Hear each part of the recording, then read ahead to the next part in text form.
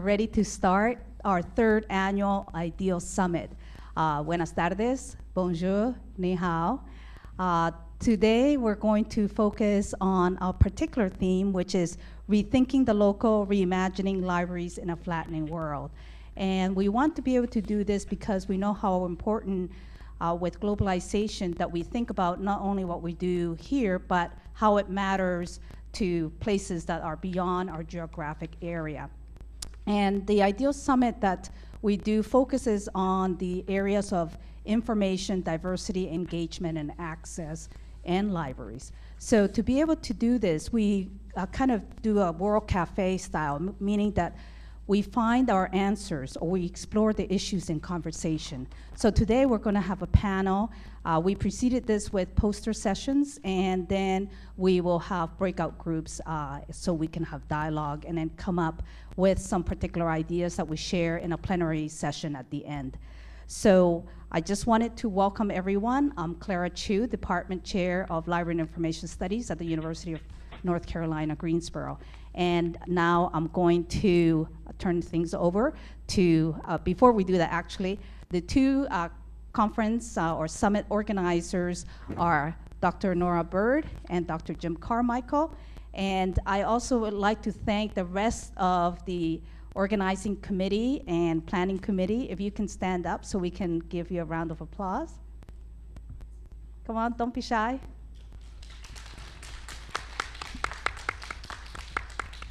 Thank you so much for your participation, and now I'll turn things over to Nora. Hello, you have in your packet a program schedule, which should look very much like this. So at 2:15, we will be breaking, but basically just to move to your dialogue sessions. And you have a sheet in your packet that says what the different dialogue sessions are, and you also have a dot on your packets, on the front of your packets, and I will give you the code for the dots at the end of this session. And at we will go to those dialogue sessions, and then we will have a real break at 3:30 where we will have cake and award the prizes for the poster session. I hope you enjoyed the poster session. And then we will have the plenary session from about 3:45 or 4. And we will also, just before that session, we'll have a greeting from our dean, Dean Karen Wixon, who is the dean of the School of Education. Are any of you tweeters? If you are, you can tweet about this session under this hashtag, iDeals. I barely know what that means, but some of you may know better. And so we'd love to hear what you have to say about the sessions. It's a way of communicating with us as you are watching the sessions. And finally, we will be having a speaker from South Africa, mic'd in from there, and he can actually hear us. Say hello to Dr. Peter Lohr. Everybody say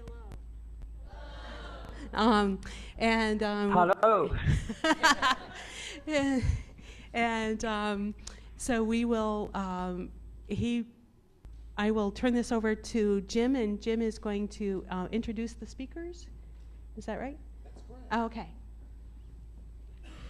And of course, never lose a minute to say something of my own, which is that this is probably the most distinguished panel I've ever seen in our library school since I've been here. Not only is the most distinguished panel, when I went to library school in 1978, there were exactly 0 courses in what we called then international librarianship. We could not imagine a time in 1978, just barely, when things would not be as they always were. So today is a celebration of the fact that we got out of that horrible mold. And you can read the very extensive vitas that we have here, and I'm just going to briefly introduce our speakers. First, we have Dr. Peter Lohr from South Africa, who is a fellow baby boomer, and he has been everywhere and done everything. He's best known as State Librarian of South Africa and a bigwig in IFLA. Now, IFLA is the International Federation of Library Associations, which you don't hear much about unless you're in Clara Chu's class. But it is the most important information policy setting board in the world for our field. And through his extensive experience in libraries in South Africa and in Europe, Dr. Lohr is well qualified to be our keynote today. And second, we have here in Greensboro, Dr. Ismail Abdul Ali, who is from North Carolina Central University and is one of those heroes who teaches a course in global librarianship. And although he went to the Royal College of Denmark, he has spent a great deal of his life in Egypt and in North America, and he's a well-known authority on library education and global issues. And finally, we have Amanda Click, who is a graduate of this program, I'm glad to say. But even before then, she was a rambling wreck from Georgia Tech. And you know, what wrong can she do? I used to cheer for Georgia Tech, the only football team I ever cheered for before they became professional. And so Amanda had the unusual career path of going to the American University in Cairo immediately after graduation, and has, I think we're going to have a hard time keeping her in the United States, but she's going back to Cairo for Christmas, by the way. And along with Mohammed Beret, who's in the audience today and was one of our students, and Sinem Ajar, who helped greet some of you when you came in this morning from Istanbul. We have a very broad representation geographically and globally today. So I'm going to turn the mic over to Dr. Peter Lohr in South Africa, and he's going to open up the discussion, and then we'll move down the panel one by one. Thank you. Well, hello, and thank you very much for your introduction, and also thank you very much for the invitation to participate in this conference. I've switched on my video. I hope you can see me. I'm hearing a bad echo of myself, but if you don't hear an echo, that's fine. Just for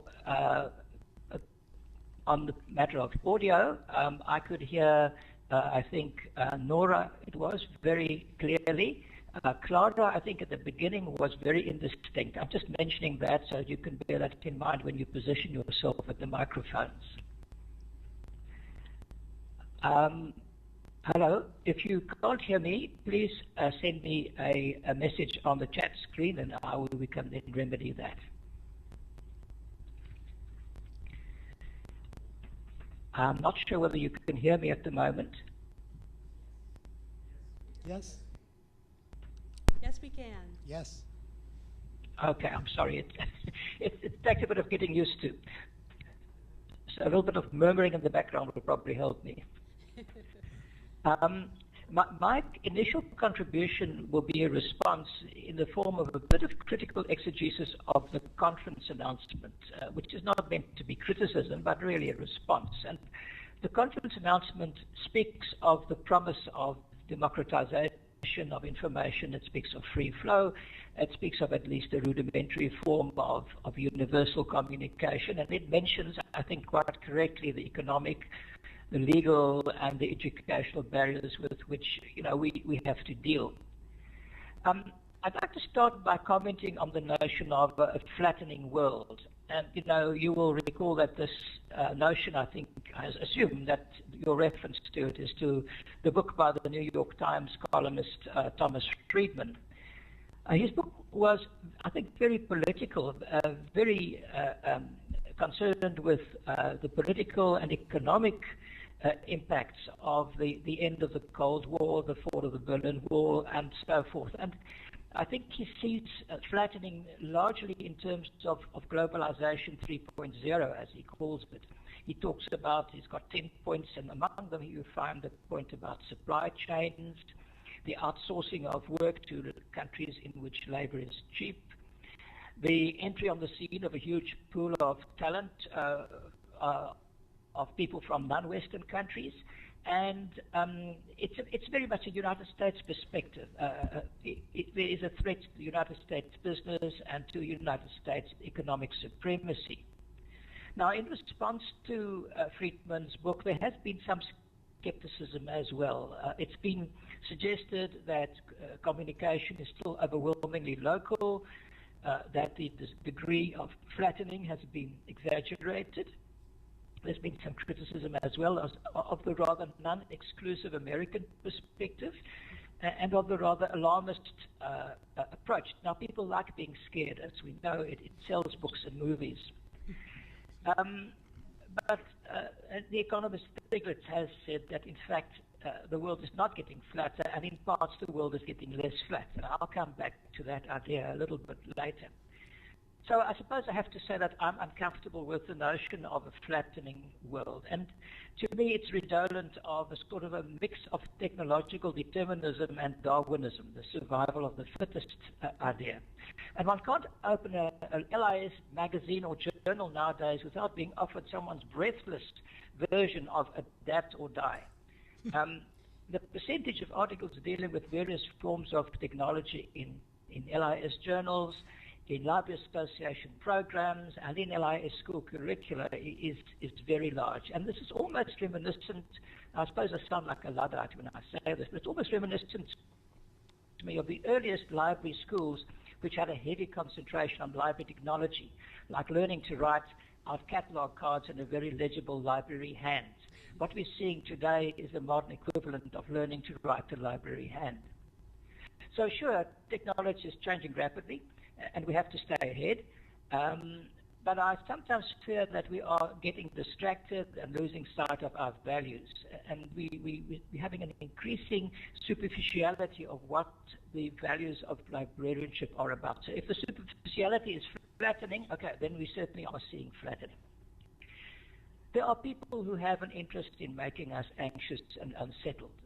This sort of adapt or die discourse in which we are indulging as a profession sets us up for exploitation by the capitalists who want us to keep spending on bigger and better technology all the time. And it makes assumptions about the nature of human society and culture, about the inevitability of progress. The idea that this is convergence. We all become more and more alike and behave more and more like one another, specifically more and more like Americans. I'm sorry if I sound a little bit cynical there. I want to say that communication doesn't necessarily bring about understanding. Information doesn't necessarily bring about friendship or solidarity or ensure world peace. And some of you may be old enough to remember the time of Leonid Brezhnev, who was a real hardcore, old-style communist, who was someone you really didn't like to see. He was presiding over the Soviet Union, then he died, and he was succeeded by Yuri Andropov. Wow, the analyst said, this guy loves jazz, and he has cats. He's human, so we can do business with him. Well, we didn't. You know, some generals in Myanmar, in the SLOC, the junta, may love Burmese cats, and some Argentinian generals who were in the junta back in the time of the military dictatorship surely loved horses, and all of them loved their grandkids, as did the kingpins of the South African apartheid regime, but they were not lovable, not to us anyway. And more recently, this has been demonstrated by the Muslim fundamentalists in Afghanistan and Pakistan, etc. They use modern communication channels, but to their own ends. And I suppose while I'm here, I need to refer to the Arab Spring, which is held up as an example of the democratizing effect of social networking technology. A prime example of, I think, of technological determinism. Well, those BlackBerry armed yuppies certainly made a big impact on Tahrir Square in Cairo, but it remains to be seen what sort of democracy will emerge in Egypt and who will actually come out on top. That's not nearly as well determined. So you refer in the announcement to the disappearance of international librarianship, and you define it as the bridging of linguistic, cultural, and political differences across national borders. We can argue about that, but it certainly is one of the major motivations for the study of international librarianship. And I want to, at this point, just slip in the word comparative. And what I'm going to say for the rest of this session will really refer to international and comparative librarianship. But I'm not going to subject you to an analysis of the terminology. We've spent far too much time on that already in the profession.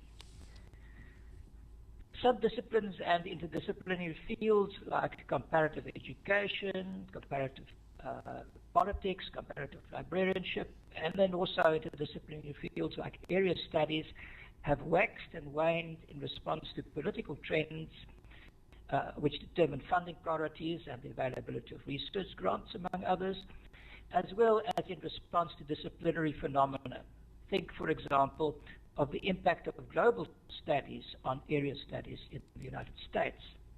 So there has indeed been a decline in international and comparative librarianship, and I think there are a number of reasons for that we need to look at. I think one of them, of course, is the political one.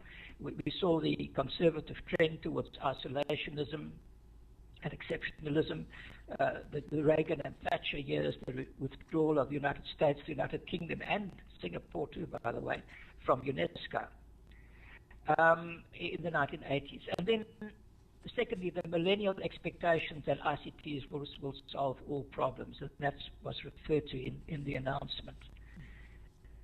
We are distracted by globalization. Globalization, by the way, has had a huge impact on comparative education. It's opened up comparative education and also diluted it at the same time. We've been distracted as a profession also by multicultural librarianship. We group multicultural and international librarianship together. And then we have the confusion of international librarianship and foreign librarianship, which is the result of the meaning of the word international in the United States. Then I think more fundamentally we have the discrediting of librarianship and library science being supplanted by information science, information studies. And then perhaps most importantly, I would say the almost total failure to develop any sort of form of theoretical basis for international and comparative librarianship. If we compare that with the situation in comparative education, which is a big field and has several journals devoted to it, there's a ferment of ideas. There's a huge range of critical approaches to the positivist methodology, to the neoliberal theories of development. We see them adopting neo-Marxist ideas, critical theory, post-colonial theory, feminist theory, and so forth. In very, very interesting studies are being done in comparative education on, for example, policy borrowing and development. And we haven't seen that happening in LIX at all, at least very, very little. And then, as a result, in our field, a lot of comparative studies and international studies are being undertaken, but they're being undertaken on a sort of based on a sort of naive empiricism, or on an avowed atheoretical, theory-less basis. But actually, an atheoretical approach is also a theoretical position. So that leads us to a serious degree of shallowness in our field. I'm devoting what is left of my scholarly career to working in the field of international and comparative librarianship. I'm writing a book at the moment concentrating on conceptual issues. Not that I think I will be able to produce the conceptual reference framework, but to try and restore some sort of theoretical basis, or at least open up a range of possible theoretical frameworks that will stimulate much more interesting research than the research that most of the research that we've done to date. All is not lost. In the European Union, as a result in Europe and as a result of the breakdown of the Soviet Union, the enlargement of the European Union. This has given a big impact to comparative and international studies in Europe. Think of the need to harmonize national educational, health, taxation, legal systems, and so forth, and policies. Of course, the Euro crisis shows us that they still have some ways to go. An example in our own field is the Bologna process, which is concerned with the harmonization of education in our field. So there's a lot of interest in that in Europe, and interestingly enough, a lot of it in Italy, for example, which has hardly been seen in the past as a country with a great degree of international outreach. So I think at this point I'll stop and I'll weigh in later when we talk specifically about the 3 questions listed in the announcement. I just want to ask you how I can attract your attention when I want to speak. If someone is looking at the chat box, then I will make a point there to tell you I'd like to make a contribution. So for now, thank you from me. Peter, we will be monitoring your chat box, and we will also, you can also go to www.lis.uncg/live.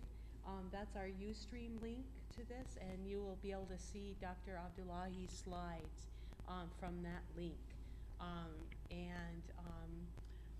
I believe now, and we will keep the audio on as I just have, and I believe Dr. Abdullahi will speak next, and I will set up his slides.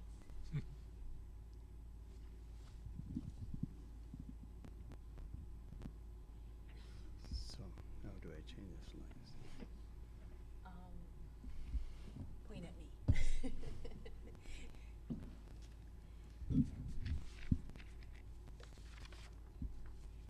All right, good afternoon. It's a great pleasure to be here, and thank you for your invitation. Speaking about global library information science, let me just start on this slide that tells us that today we have a world population of, I think we just became 7 billion.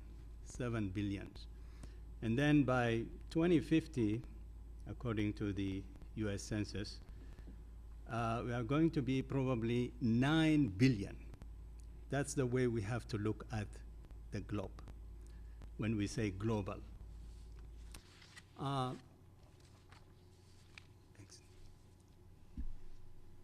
of this 7 billion people on this planet, more than 2/3 of them live in developing world.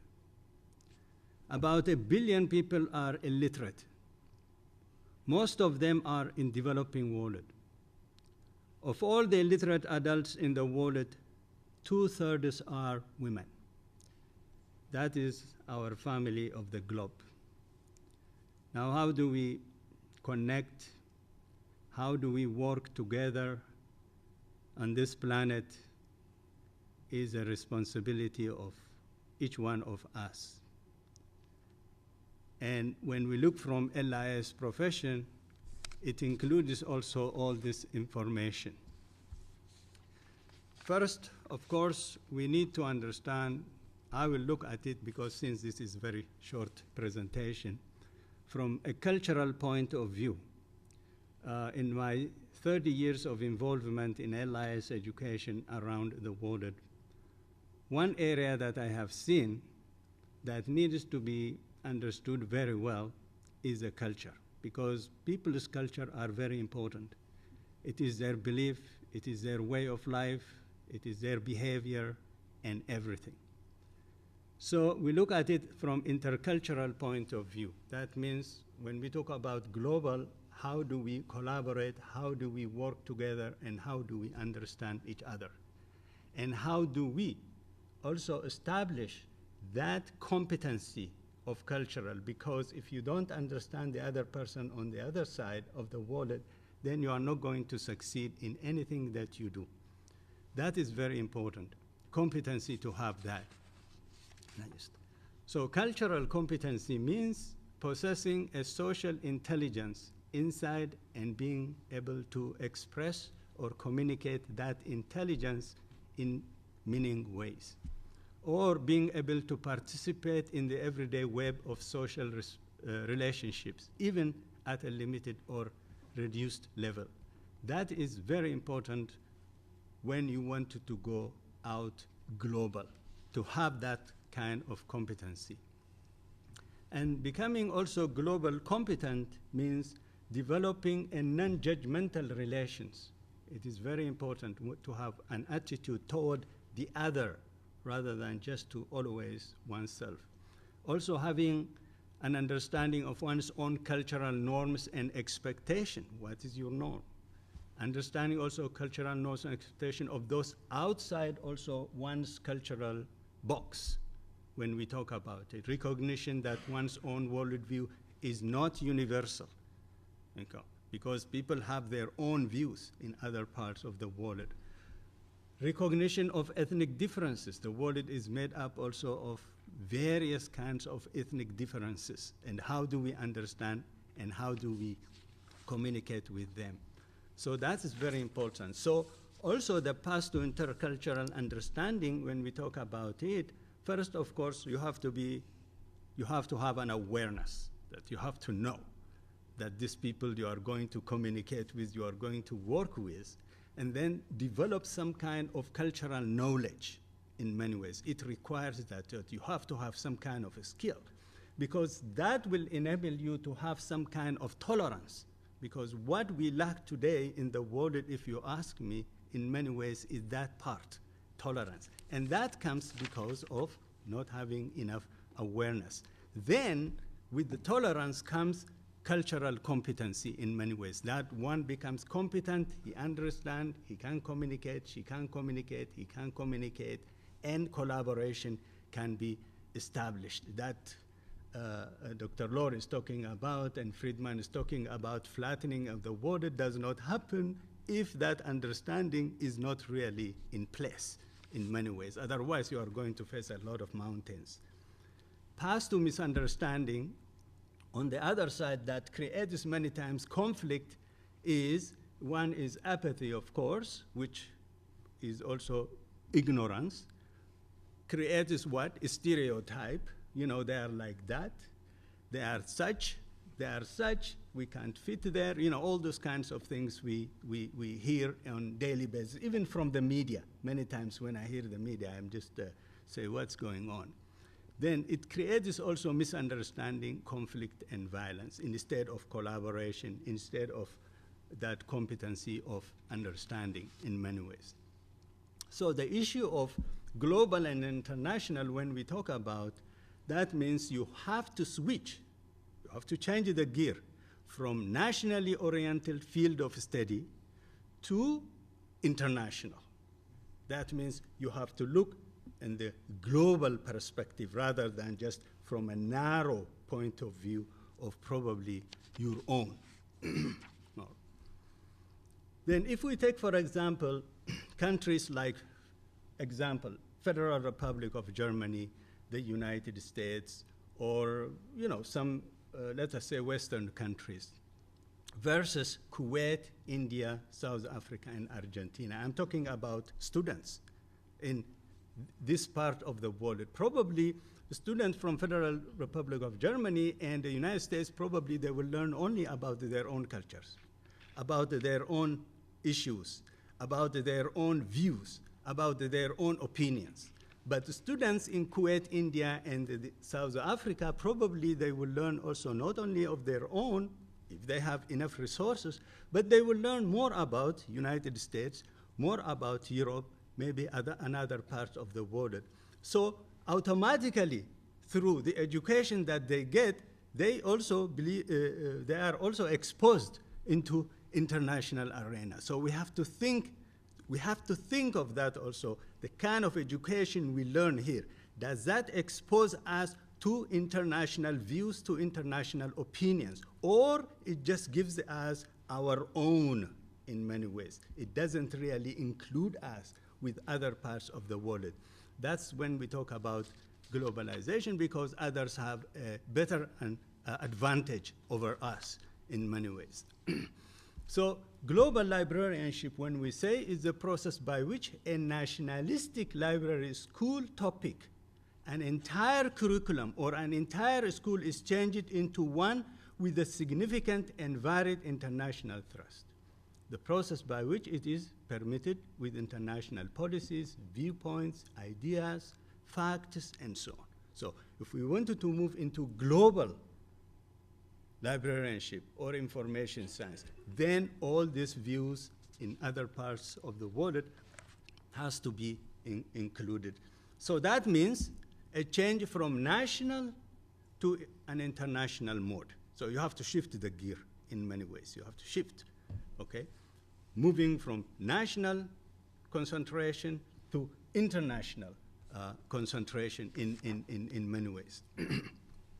Some of the challenges and barriers in accessing information, if we talk about with other parts of the world, a lack of good computer environment, for example, if you talk about developing countries, poor developed telecommunication infrastructure. We have to understand that also what lies on the other side of the world, especially in the form of challenges, okay? So it is not things are the same that we have here.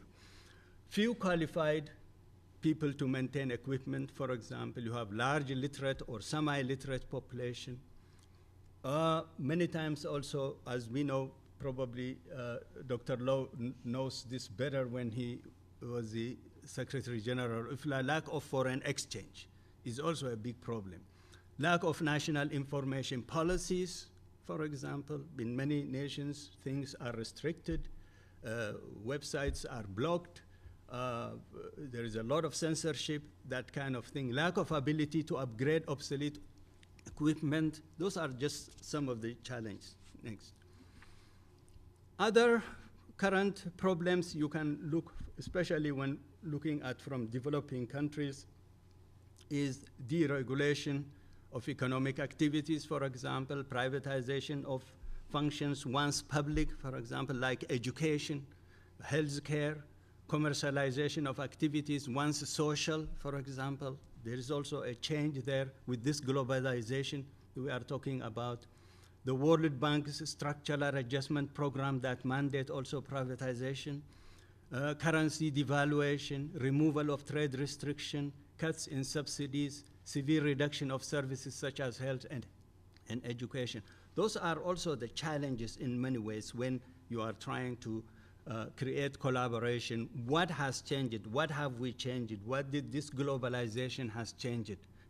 Even the existing infrastructure that has been they got it from, let us say, even from colonial time, in many ways has changed. In addition, also, aid comes also with Eurocentric cultural strings attached. For example, they say this is the way you do it, this is the way you will succeed. In many ways, transfer from one culture into another culture, and that culture creates also a problem with the existing culture, so we have to study that. Worse, corporate media has the power to choose what ideas to present and regulate, what people think and believe. The media has become also today in that way. We could see for us who have come from probably from another culture, from another people, we see it in everyday media. The way media, for example, manipulates this area in creating those gaps of misunderstanding. Transitional corporations view also electronic information as a commodity rather than public good in many ways. Share problems of language and local content. The great majority of content is still provided from Europe and North America. The language is English. The language is also French in some instances, or Spanish or Portuguese in many ways. So the larger group of people that I mentioned in the world population are left out. They are not really in the world that we are in today. We have also to understand that when we talk about global. So why it is important for libraries and librarians to think globally? One, information is becoming internationalized. in many ways. Here we can communicate even with South Africa live. Global interdependent has become both in trade. Look at the financial. One country that can shock the whole world financial situation and turn the markets upside down. A country called Greece. Okay, how big is Greece, if you know, compared to even the 50 states of the United States? It's just a small country, so that shows you the connection. By observing how libraries in other countries serve their patrons, evolving digital environment, we see the rapid transformation of library from building to a gateway with access to worldwide also information. Another also global librarianship challenges, if we look at the challenges, are language, of course, language. I mean, how do you communicate if you don't speak the language of the other, or if they don't speak your language? So that should be, well, in many ways, we have to put a big note there. Access to resources is also a big challenge from other parts of the world. The digital divide, I mean, we can talk about this, you know, for days about the digital divide, because things are not really technologically savvy at the way we have. A lot of countries, a lot of people have a problem with this internet, electronic, and all these good things, technology we have around here with ICTs. Of course, the other thing is also intellectual freedom in many ways. In many parts of the world, it doesn't exist. There is a lot of censorship, there is a lot of blocking, there is a lot of forbidden opinions and ideas. Then another also challenge is international standards and guidelines in many ways, that each country follows its own. Although we have organizations like IFLA, UNESCO, and so on, but you know, they are just doing their best. Cooperation among libraries that crosses traditional international boundaries also in many ways is not that much strong in many ways.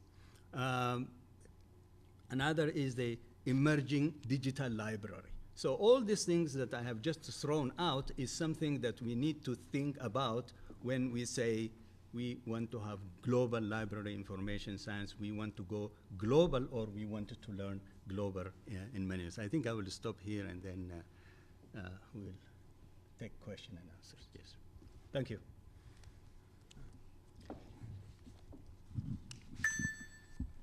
Okay, good afternoon, everyone.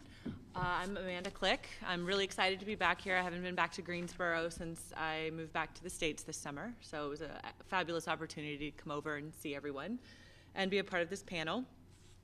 So as Dr. Carmichael said, I finished my MLIS here at UNCG in 2008, and I took my first job out of grad school at the American University in Cairo as an instruction and reference librarian, and then the coordinator of instruction. So I was there for 3 years. Each year was progressively more exciting. The first year, we moved from the old campus on Tahrir, I'm sure all of you are familiar with Tahrir now, to a new campus out in the desert, which was a big ordeal. The second year, we had the swine flu. And the third year, we had a revolution. So it was a pretty exciting experience. And I am so glad I made the decision to go abroad, and I'm really excited about it. And I'm not going to talk about that right now, but if any grad students here are interested in that and want to hear more, get in touch with me. I'm more than happy to talk to you about that. So now I am back in North Carolina, a few miles down the road, starting a PhD at Chapel Hill at the School of Information and Library Science at UNC Chapel Hill. Briefly, I want to tell you about the fellowship that I'm a part of, because I think it's really related to what we're talking about today. I am an ELIME Fellow, which means Educating Librarians in the Middle East. So a big part of my fellowship and my funding is related to developing library curriculum with our partners in the Middle East and North Africa.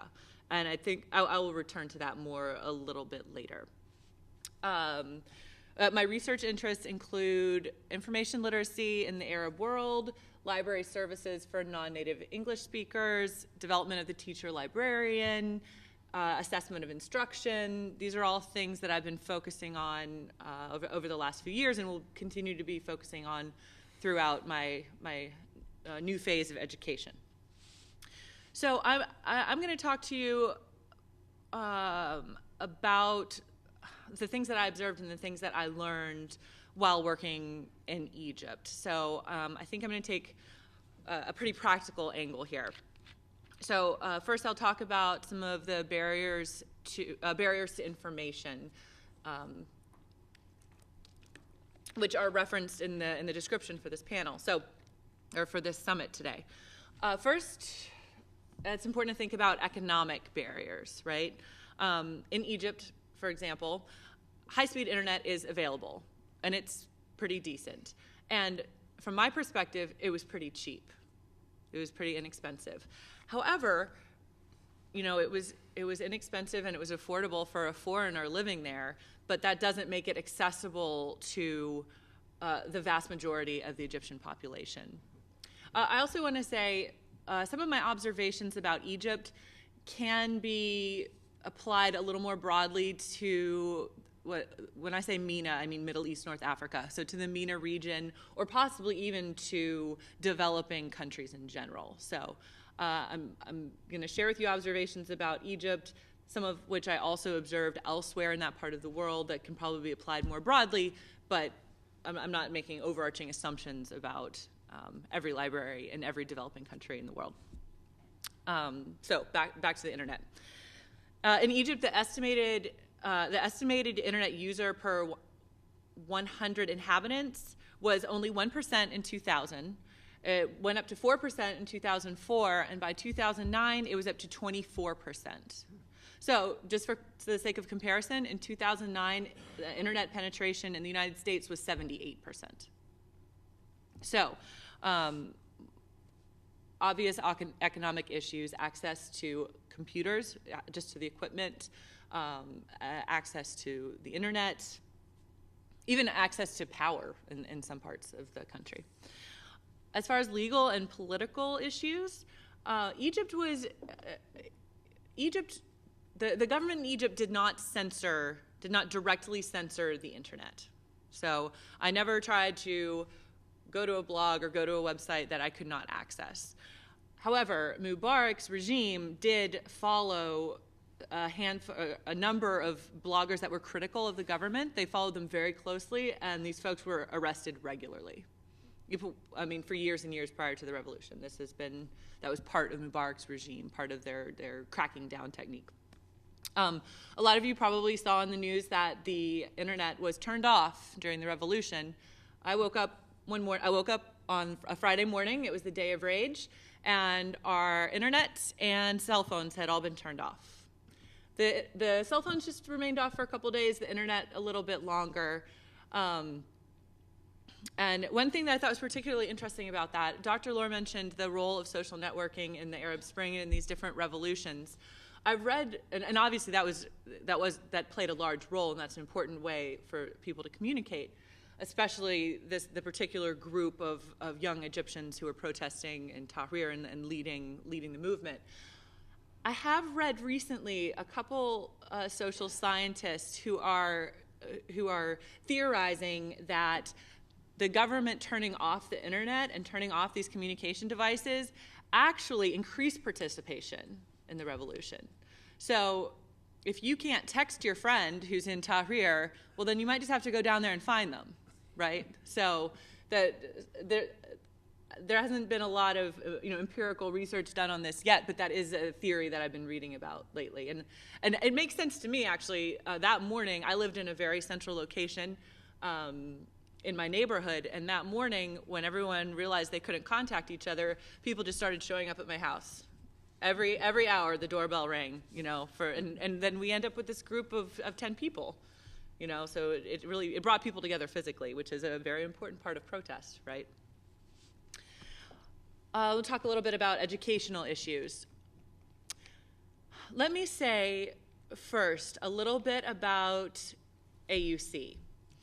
The American University in Cairo is an English language, American-style liberal arts college. It is accredited here in the States. So students that attend AUC and graduate have a diploma that has been accredited by a U.S. accrediting body. Okay. Some people consider it to be the best education you can get in Cairo. Obviously, definitely, if you want your education to be in English. But it does run a lot like an American liberal arts university.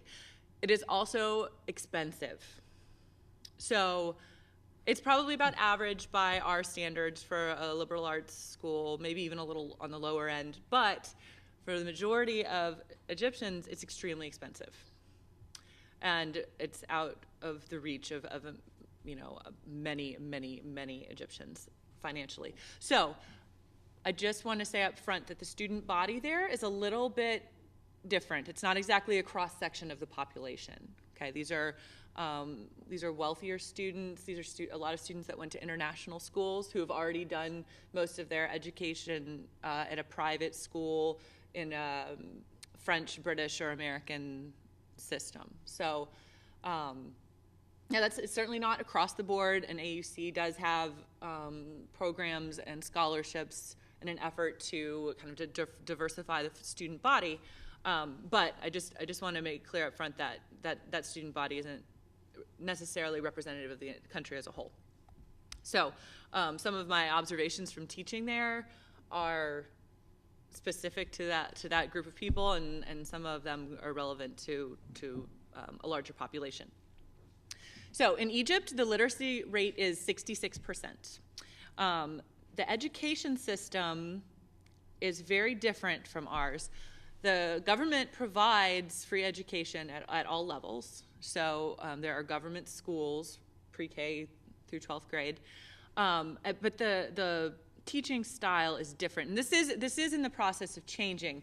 But students who have gone to the government schools are very much used to learning by rote. They read textbooks that they're assigned, and they memorize the notes from their lecturers, and that is how they learn. That is how they're graded, by being able to repeat this information that they've memorized.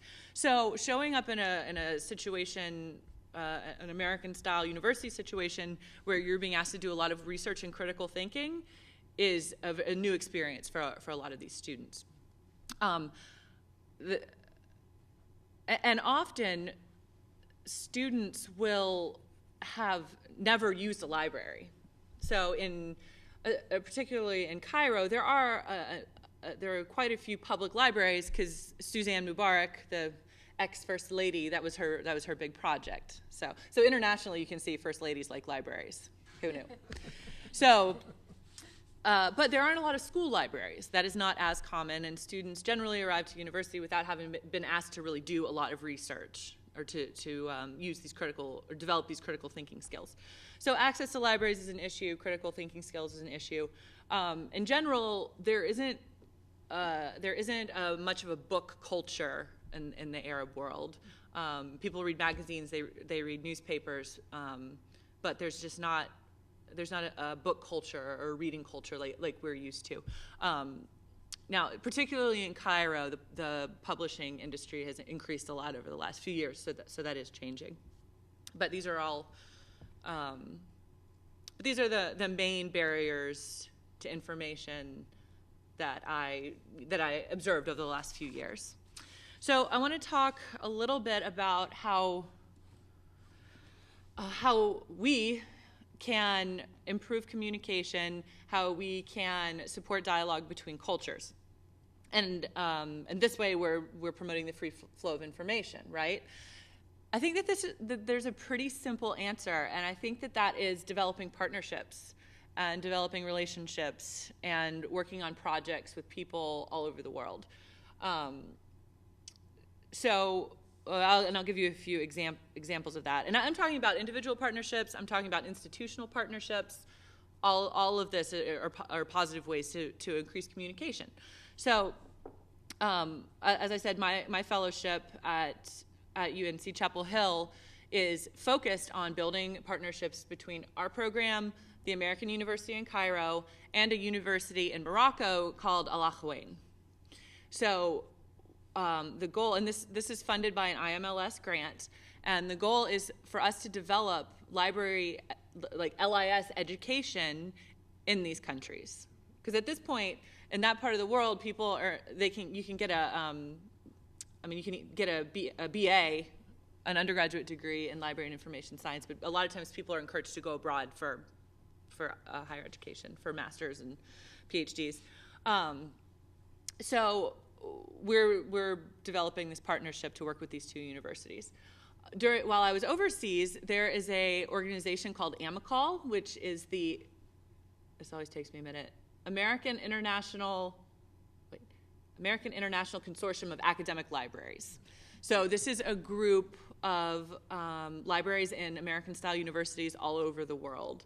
AUC was a member, Akhawain in Morocco is a member. There are schools in London, in Rome, in Paris, in Russia, in Kyrgyzstan, all over. I think there are 27 members. And AMICAL supports a lot of partnerships and and provides funding for projects like this. In January, I spent a couple of weeks in Morocco at Akhawain University doing some consulting for them. That was funded by AMICAL. It was a larger AMICAL partner providing support for a smaller AMICAL partner, and I was working with them on their instruction program. So all these sorts of projects are opening up lines of communication, right? Obviously it's easy to say that, right? But what are the big issues? Funding, always an issue, getting to be more of an issue every year, and making contacts, which is easier because it doesn't cost so much money, since it doesn't cost you anything to email Algeria.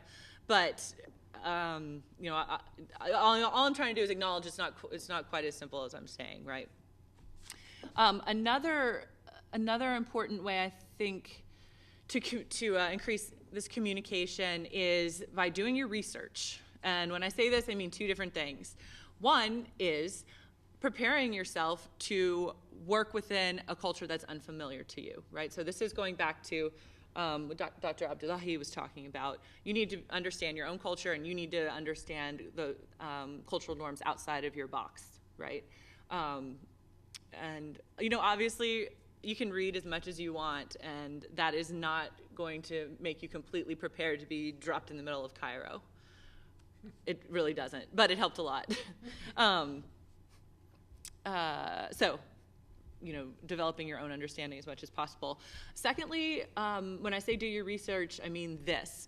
I've learned, as I have done my own research in the last few years and conducted lit reviews and this sort of thing, there's not a whole lot of information in existence, in English in particular. I've got a little bit of Arabic and I'm working on it, but it's more like giving directions to a taxi driver and less like reading a journal article. So there is not a whole lot of information out there about these issues, particularly in the MENA region. In fact, as I've been doing my research, one of the best things I found was a textbook written by Dr. Abdullahi that has been very helpful. But so that's what I want to do now, right? I want to add to this body of literature. I want to do my own research. I want to publish that research. I want to share what I learned about this part of the world, particularly in relation to information literacy. So I will close by saying this.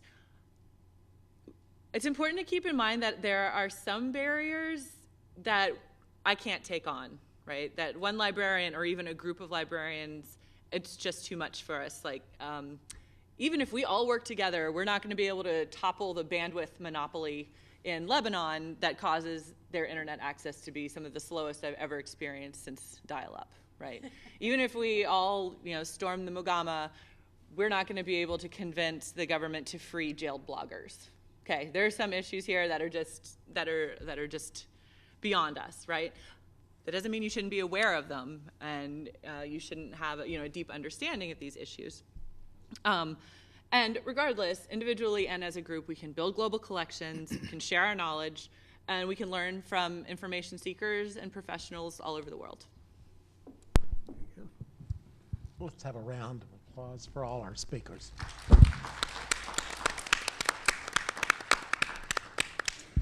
So do we have questions for anyone? Remember, Dr. Lohr is still with us.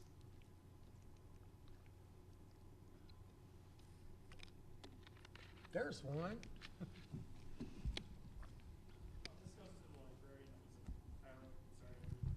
That's all right. Did you experience any problems uncounting your gender when doing your work? I was just asked this recently. As far as my work environment, not at all. On campus at AUC, I believe the faculty, I think, is 40% foreign and 60% Egyptian. And the staff is very heavily Egyptian, but no, I never felt like that was an issue at work at all. Now, outside of work, it's a different story. I mean, street harassment is an issue there. It's a big issue, and I tell people if you aren't someone who can kind of ignore that and let it roll off your back, then you probably shouldn't live there, because you're not going to change an entire culture with your anger, But in general, it's much more of an annoyance than a threat. But in my work environment, no, I never experienced anything like that.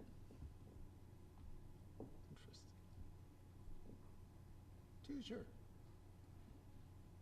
I guess I'm not sure if you thought about this, but you got to talk about cultural barriers and so forth. And to me, I feel like as a minority ethnic activist, I think sometimes as we Americans go to other countries, we try to support a culture, but we forget the indigenous culture of the people. Because, for example, in Thailand, there are over 34 different ethnic. So when you go in there, you support the major culture promoted their academia, but you forget all the rest, and that create a lot of imbalance of equality. I think that will continue to create revolutionary around the world. So how do we teach that to our students at the same time? Second question is, our method of library is so traditional. Like in my class at LS 600, we talk about what is a library. And everybody seems to think that a library is this structure. It has to have this, it has to have that. But many cultures have different way of library. So how do we do that to our students so that we can be more cultural sensitivity to what's the idea of library? Who is a library? Can it be an elder in the community? Can it not be a library?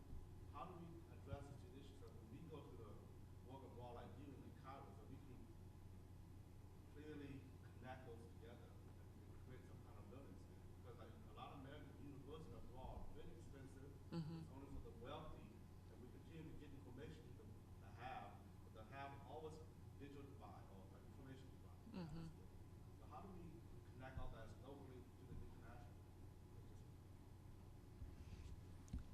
Well, that's a very good question in many ways, and we are trying to address this question, by the way. How do we connect ourselves to the rest of the world? And how does the rest of the world looks like in terms of cultures, within cultures, many times also, because there are main cultures and then there are subcultures called ethnic cultures in many ways. And we can only do that through education in many ways. We have to relate those realities of the world with the education that we teach in many ways. So really it becomes also the responsibility of the instructors to move students into that territory of understanding in many ways, so that we will minimize also the cultural shocks that Amanda is talking about in many ways when you go over there.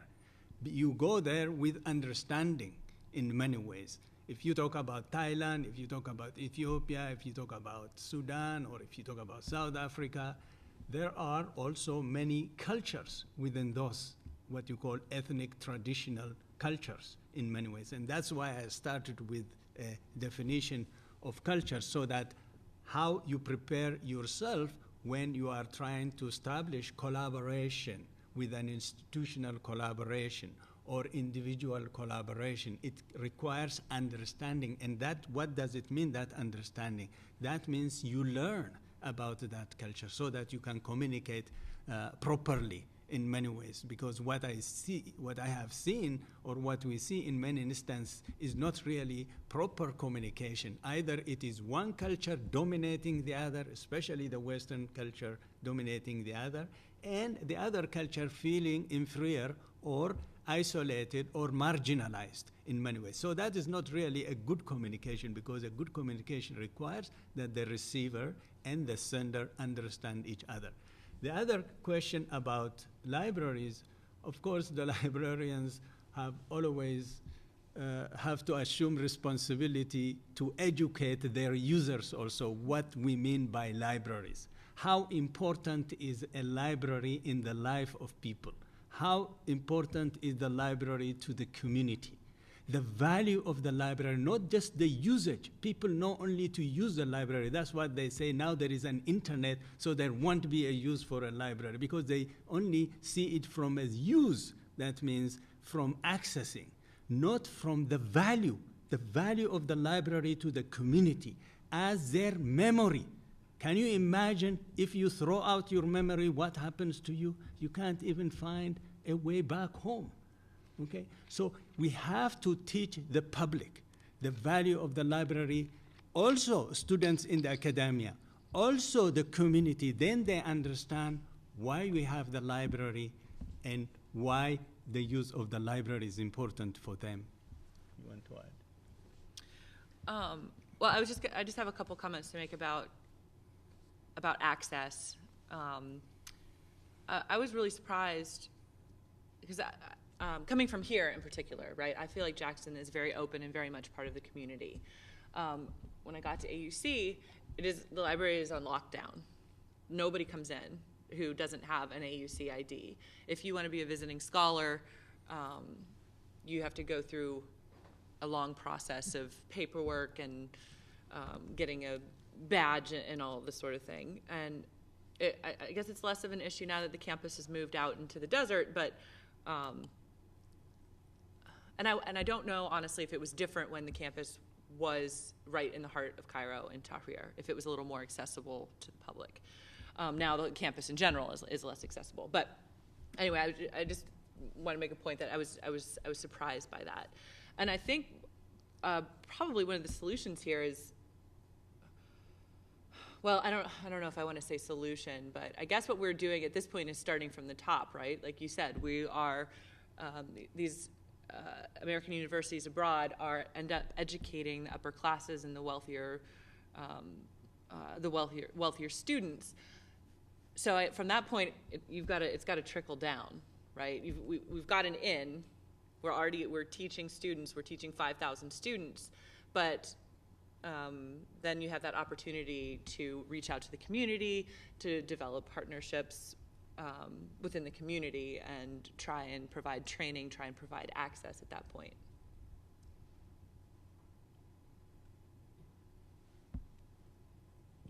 Who else?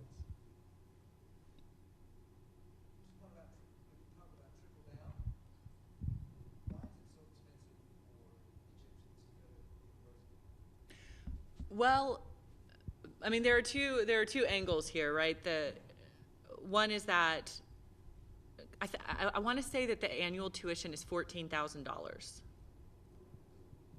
or around there. Mohammed, is that right? Do you know? It's a few, 50,000 semester right now, so that's around. 50,000 pounds. Yes. Yeah. Around 8,500 a semester, so that would be like 7,000. Okay. Mohammed Beret and I worked together at AUC, and now he's a student here at UNCG. So, you know, in the States, that might not be, I don't know, that's maybe average for a liberal arts education. But the main issue is just that when I first moved there, I don't know if this is true anymore, there's a statistic of the number of Egyptians that live on under $1 a day. I don't want to throw out a number because I'll be kind of making it up, but it's a high percentage. So, I mean, there's just such a huge majority of the population that just can't even approach affording that, and there's not loans to be taken out or government support or anything to attend a private institution. Right. I guess I was thinking more about outreach, like community outreach, student projects, faculty projects, library-based projects, partnering with people in the community.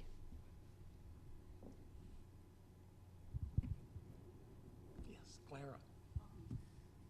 Both Dr. Lohr and Dr. Abdullahi have experience with IFLA, and Amanda have experience with AMCAP. I'm wondering what the role of all these international organizations do to help us enhance our understanding and sharing of international. So I'll start. Dr. Lohr can't hear. This is Clara. My question just had to do with the role of international library organizations. How can what role do they play in terms of how they've advanced global librarianship? And then for the students who are here, how might they participate or take advantage of the knowledge that is held within these organizations?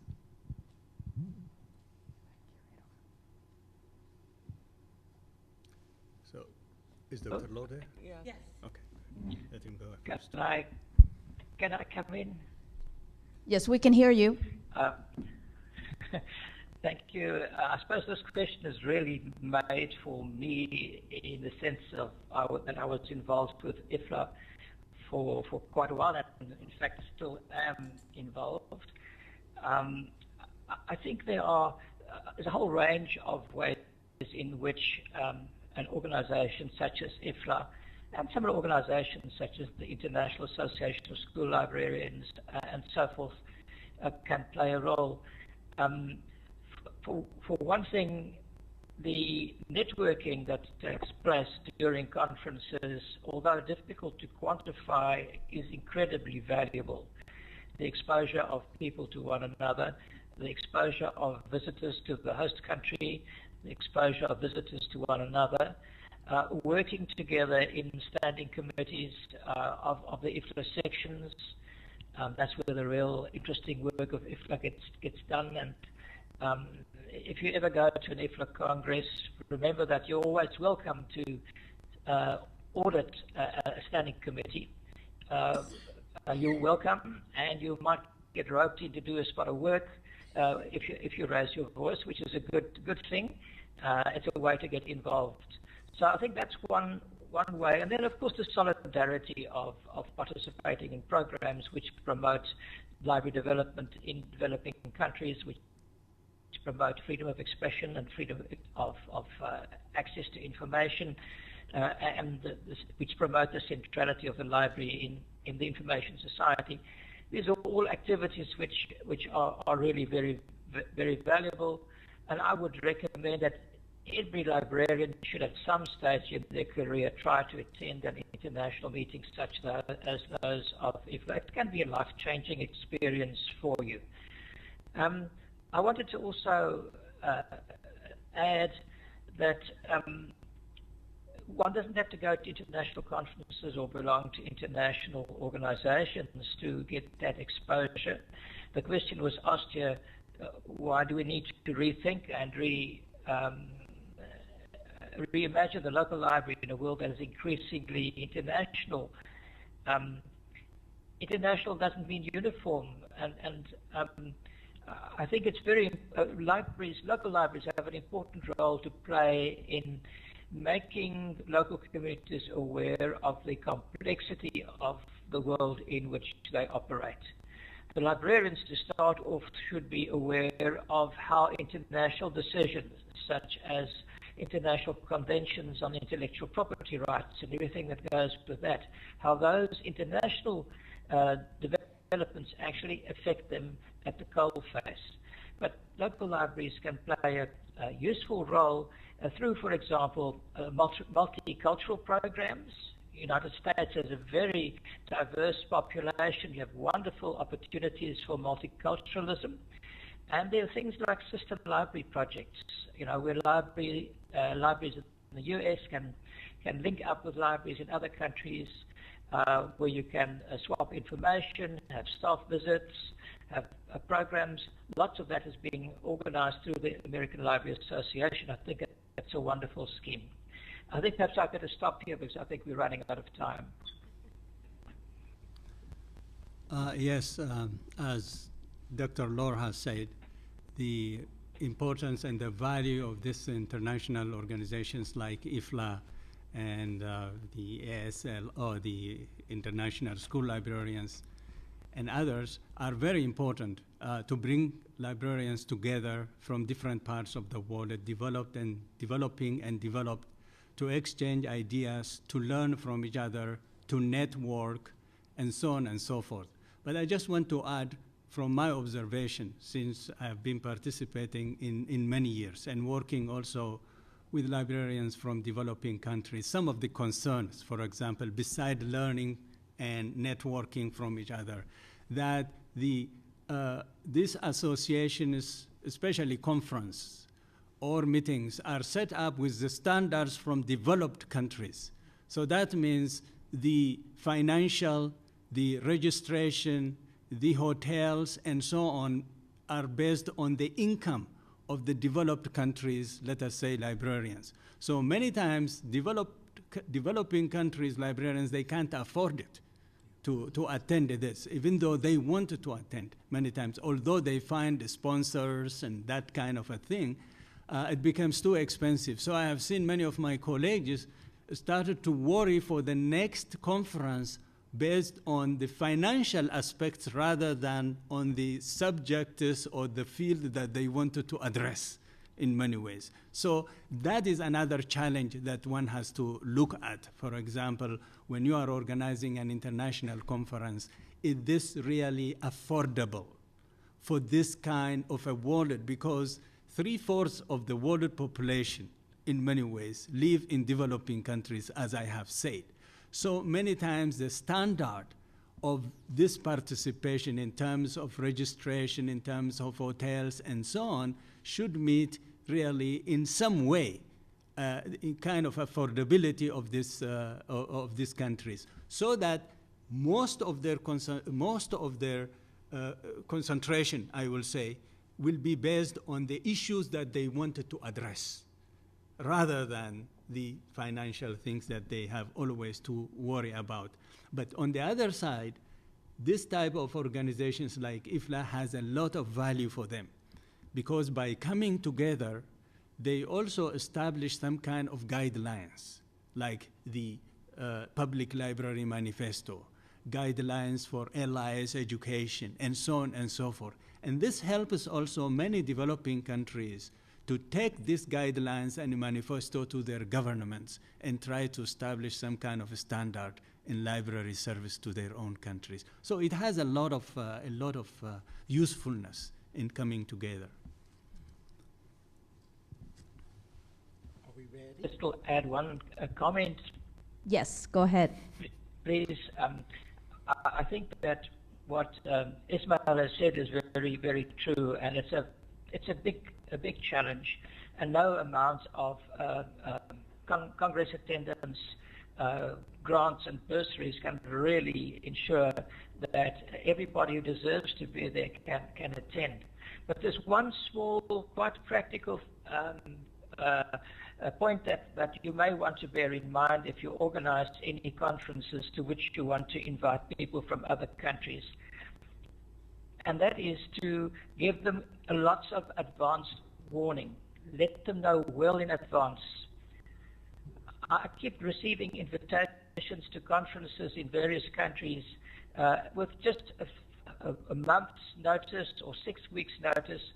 That essentially precludes people from developing countries, people who do not have European passports, American, Canadian, Australian, or New Zealand passports, are unable to attend conferences in those countries if they don't get plenty of advance warning so they can start applying for visas. Because the amount of bureaucracy involved for people from developing countries to enter these Western fortresses is quite mind-boggling. You'll be surprised if you haven't been through that process.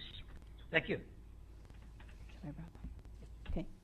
So I'd like to thank the panelists for this wonderful session that we've had, for giving us your particular perspectives on international librarian issues, and also for getting us to think about some of the challenges that we have ahead, but that we can make a difference in making connections throughout the world. So I'd like to thank you again, especially Peter, for coming in from so far.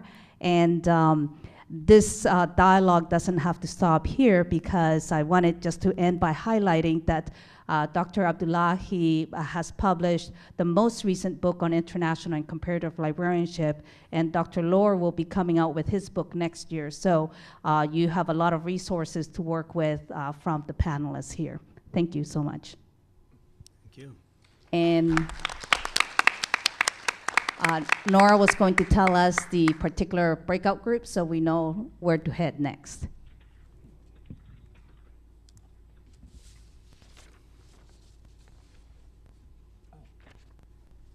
Okay. So you have your red dot, or your green dot, or your blue dot, or your yellow dot. And Alexander, Kirkland, and Claxton rooms are on the lower level from here. So you need to go down the main staircase, and they're fairly easy to find from there. But we will also get some spotters out there ahead of you. And Azalea is on this floor, very close to the auditorium. So if you're a blue group, you are Azalea. So your dot should be on the front of your packet, and it will tell you what room, and there will be people there to lead the discussion and to bring your ideas about some of the things that the panelists said, and ways that we can continue this dialogue. Thank you.